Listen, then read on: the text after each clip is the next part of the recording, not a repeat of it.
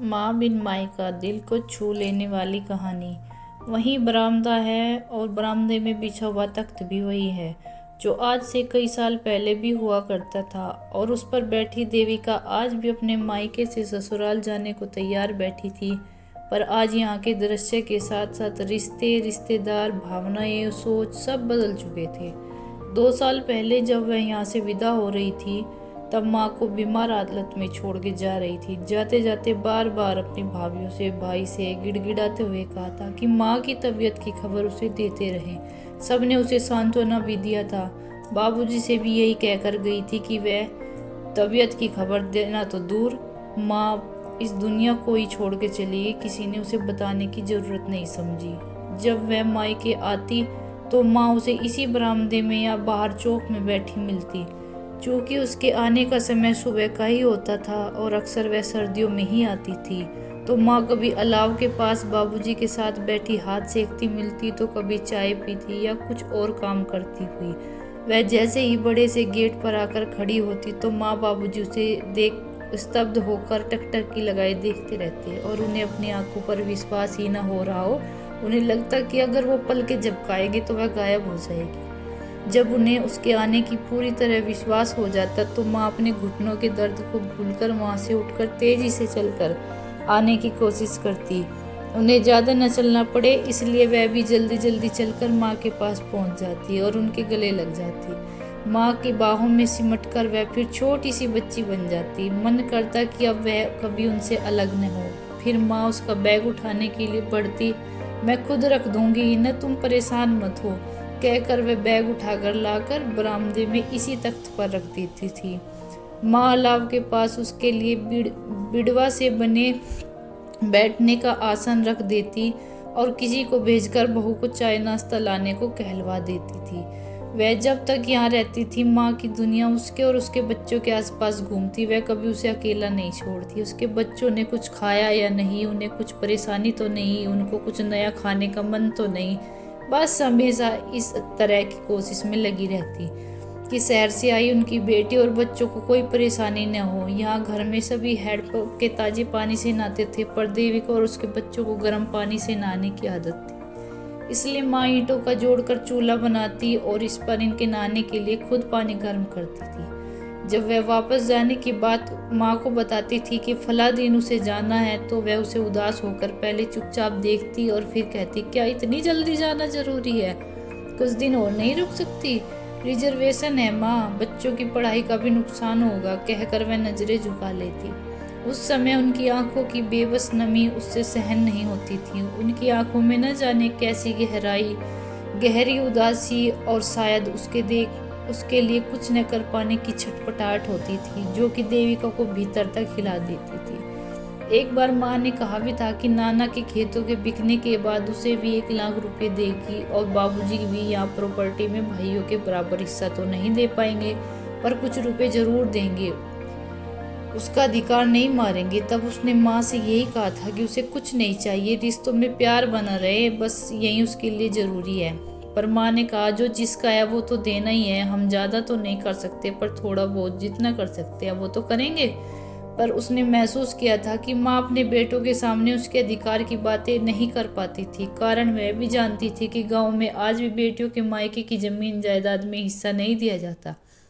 इसलिए माँ कहने से झिझकती थी और यही कारण था कि उसने भी कभी नहीं सोचा कि वह भाइयों से हिस्सा ले। परंतु माँ तो बस ममता लुटाने पर आए तो सागर की गहराई भी कम पड़ जाए। लेकिन ममता के अधीन उनकी बेबस आंखें देखकर कभी कभी उसे माँ पर गुस्सा भी आता। मन करता कि वह कह दे कि जब इतना चाहती है तो मुझे तो बेटों के बराबर अधिकार देने में, उनके समक्ष बोलने में डरती क्यों हो। लेकिन अच्छा ही है कभी नहीं बोली। जिस दिन उसे वापस जाना होता तब बरामदे में रखे इसी तख्त पर बैठकर कपड़े बैग में रखती और माँ गुड़, मुरमुरे, अचार, घी और न जाने क्या क्या लाकर उसके लिए रखने लगती और उसे बार बार मना करना पड़ता कि कैसे इतना सब कुछ लेकर जाऊंगी। उनका बस चलता तो वह गेहूं, चावल, दाल भी बांध देती। उसी तख्त पर बैठी बहू के से सामान मंगवा कर रखती जाती। कभी कभी हाथ जहाँ के तहाँ रुक जाते और एकटक देखने लगती, जैसे उसकी छवि को आंखों में बसा लेना चाहती हो। फिर बाबूजी के दिए पैसे तो उसे देती ही और अपने पास जोड़ कर रखे 4-5 हजार रुपये उसे और दे देती। उस समय उन्हें देखकर ऐसा लगता जैसे वे अपनी बेटी को न जाने क्या क्या और कितना देना चाहती है, पर फिर भी उन्हें कम लग रहा है। उसके बच्चों को गांव के कपड़े पसंद नहीं आएंगे, इसलिए उनके कपड़ों के लिए पैसे अलग और आशीर्वाद के पैसे अलग से देती थी। गांव में रहते हुए भी वह अपनी बेटी, दामाद और उनके बच्चों के लिए खुलकर खर्च करती थी। उसे लगता है कि शायद यही कारण होगा कि भाइयों ने माँ की बीमारी की खबर उसे नहीं दी और कहीं माँ ने उसे वह सब देने की बात कर दी जो वो देना चाहती है, तो ऐसी स्थिति में वह मना नहीं कर पाएंगे, इसलिए उसको न बताने में ही भलाई समझी।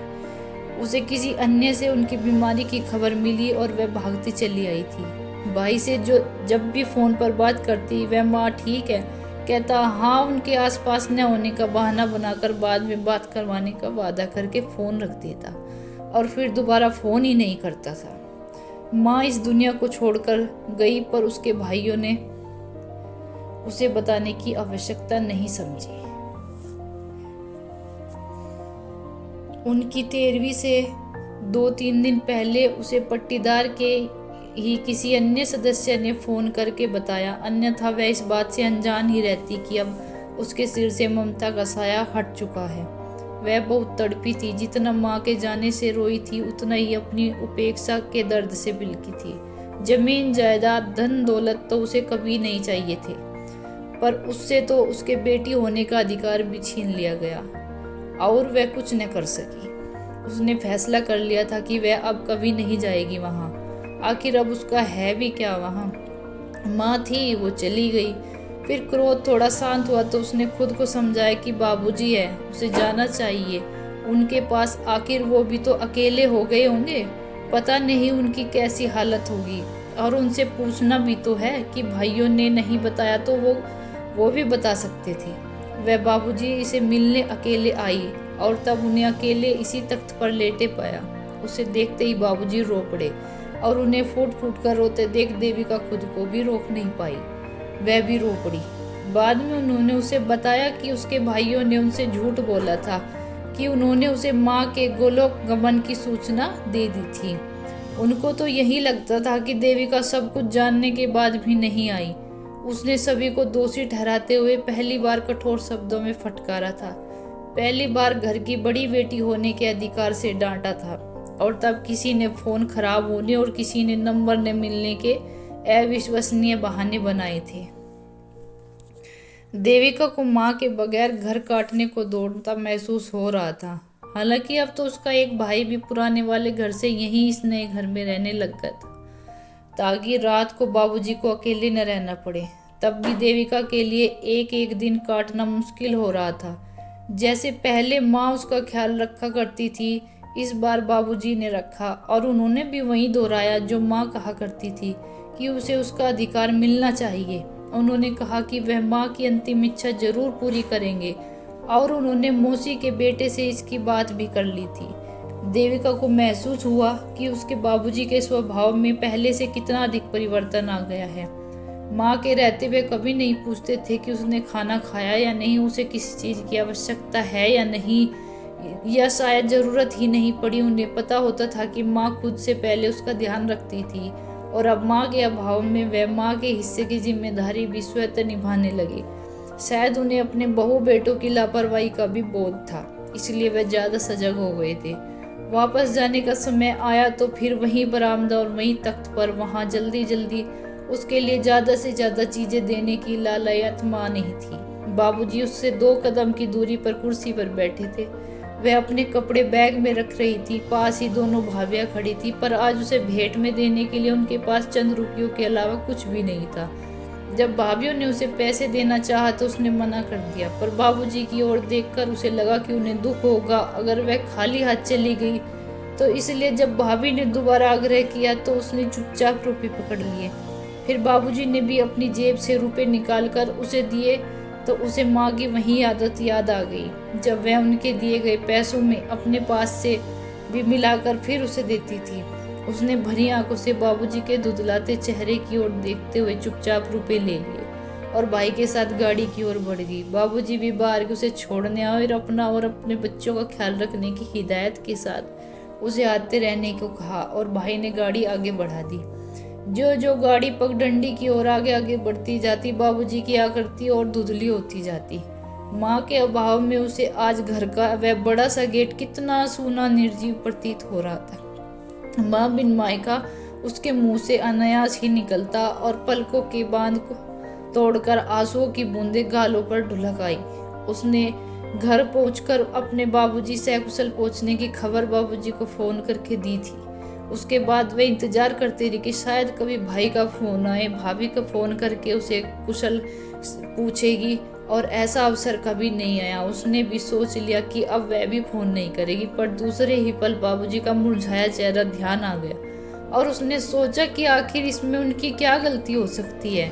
उन्हें तो शायद नंबर भी नहीं पता होगा। और ऐसा ख्याल आते ही उसने अपने बाबूजी के मोबाइल पर ही फ़ोन किया और फिर काफ़ी देर तक उनसे बात की। उसका फ़ोन आने से बाबूजी भी बहुत खुश हुए। जैसे पहले माँ होती थी, अब तो वह फ़ोन पर बात उससे घर परिवार और फसल की बातें भी करने लगी थी, जबकि पहले वह उसके बारे में माँ से ही पूछा करते थे। उससे तो बस हालचाल पूछकर फ़ोन रख देते थे। अब देविका का नियम बन गया था कि हफ्ते 10 दिन में एक बार बाबूजी को फ़ोन जरूर कर लेती थी और उनसे बात करके उसे तसल्ली मिल जाती थी। बीच में कई बार तो ऐसा भी हुआ, जब उनका नंबर नहीं लगा तो उसने अपने भाई को के मोबाइल पर फ़ोन करके बाबूजी से बात की, परंतु कभी भी उसके भाइयों या भाभीयों ने उसे अपनी तरफ से फ़ोन करने की औपचारिकता भी नहीं की। समय अपनी गति से आगे बढ़ता रहा और एक समय ऐसा भी आया जब उसने अपने बाबूजी को फ़ोन किया पर उन्होंने फ़ोन नहीं उठाया। उसने सोचा शायद फ़ोन दूर रखा होगा, इसलिए पता नहीं चला होगा, वह बाद में कर लेंगे।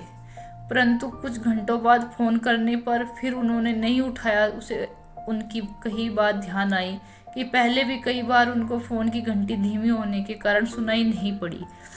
तब उसने ही चाचा के लड़के को फ़ोन किया कि बाबूजी के मोबाइल में वॉल्यूम बढ़ाने को कहा था। उसके बाद तो कभी ऐसा नहीं हुआ था पर कि फ़ोन न उठाया हो। शायद इस बार भी ऐसा ही कुछ हुआ होगा। उसने अपने भाई को फ़ोन किया कि वह उनसे उनकी बात करवा दे, तो भाई ने कहा कि वह कहीं दूर किसी गांव में आया हुआ है, घर पहुंचकर बात करवा देगा। फिर वह इंतज़ार करती रही पर उसके भाई का फ़ोन नहीं आया। इसी प्रकार कभी वह खुद फ़ोन करने की कोशिश करती और कभी भाई से बात करवाने को कहती और वह नए नए बहाने बनाकर टाल देता। लगभग 1 महीना हो गया पर देविका अपने बाबूजी से बात नहीं कर पाई। अब उसको बेचैनी होने लगी कि कहीं उनकी तबीयत तो खराब नहीं है। इन लोगों ने तो माँ के देहांत की खबर भी नहीं दी थी, तो अब कहीं नहीं बाबूजी को कुछ नहीं हो सकता, वह बिल्कुल स्वस्थ होंगे। वह अपने मन को बहला लेती। उसने सोचा इस बार इतने दिनों से बात नहीं हुई तो हो सकता है वह खुद फ़ोन कर ले। पहले भी एक बार कई दिनों तक बात नहीं हो पाई थी कि जब भाई के मोबाइल पर फ़ोन करके बात की तो उन्होंने बताया था कि शायद उनके मोबाइल का बैलेंस ख़त्म हो गया है, वह बाज़ार नहीं जा सके इसलिए रिचार्ज नहीं करवा पाए। अब तक तो देविका ने तुरंत ऑनलाइन कर मोबाइल रिचार्ज कर दिया था और उन्होंने उन्हीं के मोबाइल पर फ़ोन करके बताया कि अब उन्हें रिचार्ज के लिए कहीं दूर जाने की ज़रूरत नहीं है। बाबूजी बड़े खुश हुए। हो सकता है कि इस बार भी कुछ ऐसा हो, पर फिर भी बहुत समय हो गया है। इसी उधेड़-बुन में 2-4 दिन और निकल गए और अब देविका ने गांव जाने का फैसला कर लिया। उसने ट्रेन का रिजर्वेशन करवाने के लिए अपने पति से कहा कि जितनी जल्दी का टिकट मिल सके वो बुक करवा दें, पर शायद किस्मत को कुछ और ही मंजूर था। दोपहर के 3 या 4 बज रहे थे कि देविका का मोबाइल बज उठा। उसे लगा बाबूजी का फ़ोन होगा। उसने तुरंत उठा लिया पर अनजान नंबर देखकर फ़ोन काटने ही जा रही थी कि शायद कोई काम का फ़ोन हो। यही सोचकर उसने फ़ोन उठाया और उसके हेलो बोलते ही दूसरी ओर से उसके चचेरे भाई की आवाज़ आई और उसने बताया कि बाबूजी उसे छोड़कर हमेशा के लिए जा चुके हैं। वह निश्चेष्ट होकर बैठ गई और समझ नहीं आया कि क्या करे और क्या कहे। उसने अपने कानों पर विश्वास नहीं हो रहा था। अभी माँ को गए 1 साल भी नहीं हुआ था और अब बाबूजी भी उसे छोड़कर चले गए, पर कैसे? क्या वो बीमार थे इसलिए फ़ोन नहीं उठा रहे थे और किसी ने उसे खबर नहीं की जैसे माँ के समय नहीं किया था? उसके दिमाग में आंधी सी चल रही थी। जीभ मानो तालू से चिपक गई। वह बहुत बोलना चाहती थी पर होठ हिलाकर शांत हो गई। दूसरी ओर आवाज आ रही थी कि दीदी तुम आ रही हो ना, तुम्हारा इंतजार करे। हाँ हाँ, बस इतना ही बोल सकी और फोन बिना काटे रख दिया और उसी समय बस से ही गांव के लिए निकल पड़ी। रात भर का सफर उसने सदियों सा लग रहा था। बस अपने निर्धारित समय से 2-2.5 घंटे देर से पहुंची। इस बीच उसके भाई और चचेरे भाई के कई बार फोन आ चुके थे। अधिक देर होती देख भाई ने उसे बस स्टेशन से लाने के लिए मोटरसाइकिल से चचेरे भाई को भेज दिया ताकि जल्दी आ सके। मोटरसाइकिल से उतरकर वह दौड़ती भागती घर में घुसी। बाबूजी की अंतिम विदाई की तैयारी हो चुकी थी। सबकी आंखें उसके इंतजार में मुख्य द्वार पर ही टिकी थी, पर उनमें न माँ की आंखें थी और न ही बाबूजी की। उस भीड़ में वह आज अकेली थी। बाबूजी के चेहरे से कपड़ा हटाकर उसे अंतिम दर्शन करने के लिए कहा गया। मंजली भाभी ने कुछ पैसे लाकर उसके हाथ में दिए और वह अर्थी पर चढ़ा दे। तभी उसकी बड़ी भाभी उसे गले लगाकर रोने लगी और उधर सभी लोग बाबूजी की अर्थी उठाकर मुख्य द्वार से बाहर निकल गए। वह तो बाबूजी को अभी ठीक से देख भी नहीं पाई थी, उन्हें जी भर के देखना चाहती थी। भाभी को कंधे से पकड़कर अपने आप को अलग किया और रोती हुई बाहर की ओर भागी। गांव में परिवार की अन्य महिलाएं भी थी जो अर्थी के पीछे पीछे चल रही थी।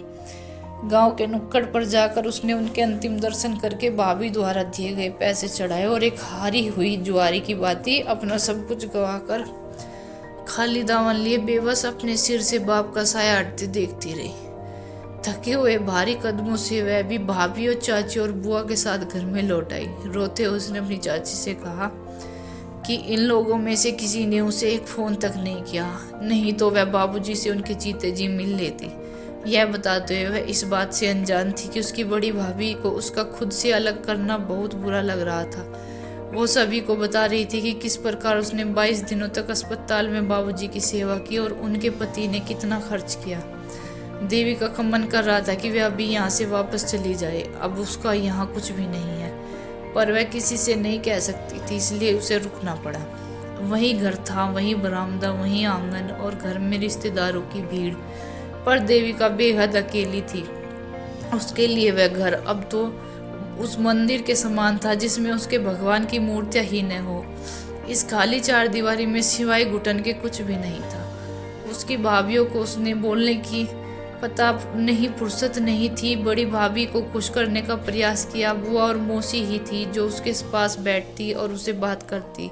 अब तो गांव की औरतें भी उसकी ओर देखती और उसकी नज़रों में उसके लिए सहानुभूति होती, जैसे कह रही हो बेचारी का मायका खत्म हो गया, उसके लिए अब एक एक दिन काटना मुश्किल हो रहा था। बड़ी भाभी और भाई उससे दूर ही रहते, न जाने क्यों।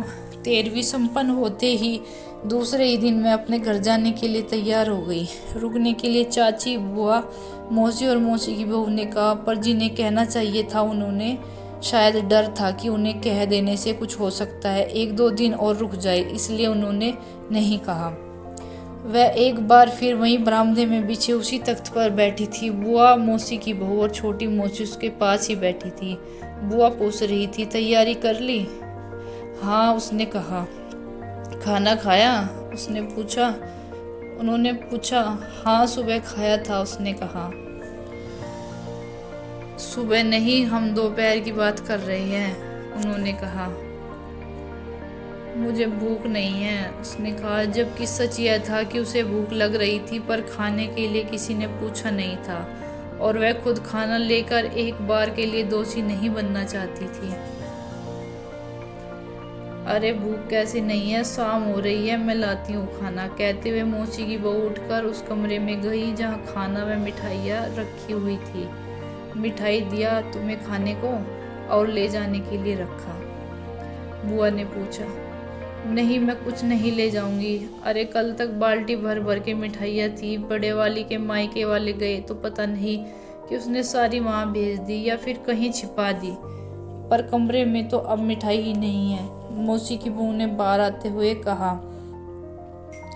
भाई बड़ी चालाक है ये बहुएं, कोई खा न लिए इसलिए छिपा दिया और अपने मायके वालों को ही देगी। इकलौती ननंद के लिए कुछ भी नहीं है इनके पास। बुआ गुस्से में भीतर ही भीतर पीती हुई बोली, आप नाहक परेशान हो रही हो, मैं तो वैसे भी कुछ नहीं लेकर जाने वाली हूँ। कहते हुए उसे माँ की याद आ गई कि कैसे माँ उसके लिए न जाने क्या क्या बांधने को तैयार रहती थी। जब जब वह ससुराल जाती थी तभी उसकी मंजली भाभी आई और उससे पूछा, दीदी मुरमुरे और गुड़ रख दे, ले जाओगी?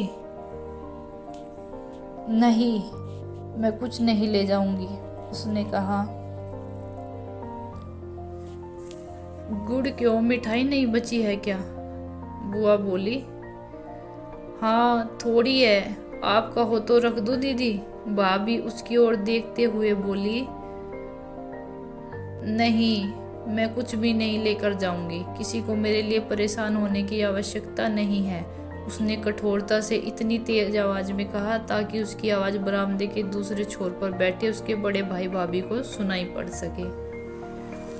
उसने अपनी बेटी से पर्स मंगवाया और उसमें से पैसे निकालकर अपने भाभी को दिया, यह कहते हुए कि बाबूजी की अंतिम यात्रा में मेरे द्वारा जो पैसे चढ़ाए गए वो मेरे ही होने चाहिए, इसलिए पैसे तुम्हें रखने ही पड़ेंगे। इस प्रकार उसने यह जता दिया कि अब वे लोग उसे बोझ न समझे, वह उनका एक भी पैसा अपने लिए नहीं लेगी। शाम को जब वह जाने लगी तो मंजली भाभी ने सभी के समक्ष औपचारिकता पूरी करते हुए कहा कि आती रहना दीदी, माँ बाबूजी नहीं है तो हम तो है। पर उसने कुछ नहीं कहा, पर उसके दिल से जरूर आवाज आई कि तुम एक बार फोन करोगी तो मैं भागी चली आऊंगी। उसे पता था कि अब कोई उसे फोन नहीं करेगा। उसके पास फोन आने तो तभी बंद हो गए थे जब माँ बीमार पड़ी थी। आज उसकी आंखें फिर भर आई, चाहकर भी वह अपने आंसू न रोक सकी, पर वहाँ कोई न था जो जिसके कंधे पर वह सिर रखकर रो पाती। उसने तुरंत हाथ में पकड़े रुमाल से अपना चेहरा साफ किया और बाहर आ गई। घर की चौखट से बाहर पैर रखते उसे लगा कि अब उसका मायका खत्म हो गया। उसका बचपन, उसकी जवानी सब पीछे चार दीवारी में छूट गया। बस अब कुछ रह गया था तो वो यादें। अंतिम बार वह जी भर के अपने जीवन के उस हिस्से को देख लेना चाहती थी जो कल से उसके लिए अनजान हो जाने वाले हैं। देविका भाई की गाड़ी में बैठ गई और गाड़ी चल पड़ी। वह तब तक अपने उस घर की ओर अपनी आंखों से दूर होते हुए देखती रही जब तक कि गाड़ी गांव के आखिरी छोर के नुक्कड़ तक पहुंचकर नहीं मुड़ गई। उसका मन बार बार कर रहा था कि वह गाड़ी से उतरकर भागकर वापस जाए और अपने घर की दीवार से लिपट जाए। मन उस घर की माटी को चूमने से को मचल रहा था जिसमें उसके माँ बाबूजी की खुशबू बसी है, पर यह इच्छा अब सिर्फ उसकी कल्पनाओं में ही पूरी हो सकती है। भाई उसे बस स्टेशन पर छोड़कर वापस जाने लगा। तभी हर बार की भांति इस बार भी वह बोलने वाली थी कि माँ बाबूजी का ख्याल रखना, पर वह मुंह से माँ निकलती उसे याद आ गया कि अब घर पर उसके लिए फिक्रमंद होने वाली माँ नहीं है और नहीं बाबूजी। याद आते ही वह चुप हो गई। भाई भी शायद समझ गया, इसलिए बिना कुछ बोले चला गया। देविका बस से वापस अपने ससुराल आ गई और दूसरे ही दिन वह एक फाइल लेकर उसके वकील से मिलने पहुंच गई। काफी देर तक उसने बात करने के उपरांत घर वापस आ गई। लगभग एक हफ्ते के बाद फोन करके उसने अपने वकील को घर बुलाया। वकील को घर आया देख राकेश को आश्चर्य हुआ और वह पूछ बैठा, देविका वकील क्यों बुलाया है? राकेश बताती हूँ, पर वादा करो मेरे काम में बाधा नहीं डालोगे। वह बोली, तुम्हें ऐसा क्यों लगता है कि मैं तुम्हारे काम में बाधा डालूंगा? राकेश बोला, राकेश, भगवान ने हमें एक बेटा और एक बेटी देकर हमारा परिवार पूरा किया है, दोनों हमारे लिए बराबर है न? वह बोली, हाँ, पर मैं समझा नहीं, तुम ऐसा क्यों कर रही हो? वो इसलिए क्योंकि हम नहीं जानते कि हमारे बाद भी हमारी बेटी का मायका सुरक्षित रहेगा ही, इसकी कोई गारंटी नहीं है। इसलिए मैंने इस घर का आधा हिस्सा हमारी बेटी के नाम करके उसका मायका सुरक्षित कर दिया। अब प्रॉपर्टी के कारण ही सही, पर रिश्ता और मायका दोनों जीवित रहेंगे। राकेश निशब्द हो देविका का चेहरा देखता रहा। इस समय उसके चेहरे को देखकर यह अनुमान लगाना मुश्किल था कि राकेश के मन में क्या चल रहा है। वह भावशून्य सी फाइल के पन्ने पलट कर देख रही थी। कहानी अच्छी लगी हो तो प्लीज़ हमारे चैनल को सब्सक्राइब करें। धन्यवाद और वीडियो को लाइक करें।